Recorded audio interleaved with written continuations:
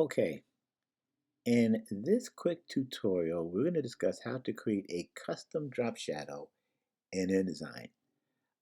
For the most part, creating a standard drop shadow in InDesign is really easy. You just tap on the object, go over here to the drop shadow option, and you can see you have a drop shadow.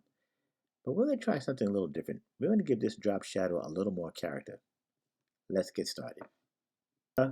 First thing we want to do is let's create a white frame or a paper frame over the entire image or this actual picture right here. All right, and let's give it a color. We'll color it paper. All righty. Next up, what I want to do is using the pen tool, I'm going to do something with the right edge and the bottom edge. I'm going to take the pen tool. I'm going to roughly right toward the center, in the middle at the bottom. I'm going to add an anchor point there. And then right toward the middle on the right hand side, I'm going to add an anchor point here. Okay? Click and drag, I'm going to add that anchor point. Then what I'm going to do is, once I have added those anchor points, I'm going to use the direct selection tool, tap on that anchor point, just the anchor point that I created, I added there, tap on that, and I'm going to move it in. So that I have kind of this arcing effect right here. And I'm going to do the same thing to the one at the bottom. Just move it in. So I have this kind of this arcing effect on the right side and the arcing effect at the bottom. Okay. Next up, what I want to do is I'm going to go over to the drop shadow and I'm going to tap on that. And I'm going to add a drop shadow to this frame. But here's the fun.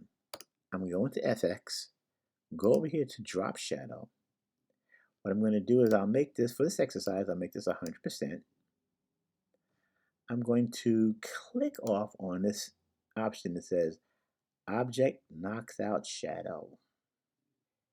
Next up, I'm going to go over here to the transparency, all right? And then I'm going to tap on Multiply, and voila. Now you can see that actual frame, that paper frame has disappeared and all we see is the drop shadow. Okay, so that's my first step. Now the next thing up is I'm just going to shift this over to the side a little bit. Then I'm going to tap on, using the selection tool, tap on my image and I'm going to bring that to the front. So I'll go up to Object, let's see, Arrange, and say Bring to Front. All right. So now as you can see, I have this interesting little shape going on here where the drop shadow has like a almost like if the edges were bent. All right. And because I did this in InDesign, I can control the actual shape. I can manipulate the image in front of it.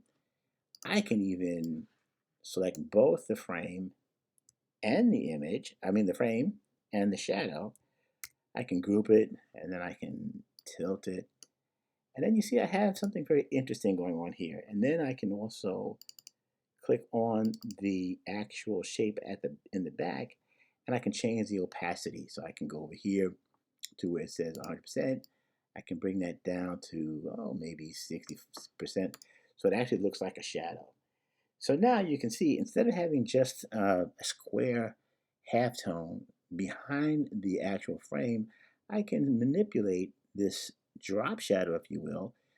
I can create it in InDesign and I can manipulate it in InDesign without having to go back and forth between Photoshop and re-importing it and what have you. I can do it all right here in InDesign. So that's how you can create a custom drop shadow directly in InDesign.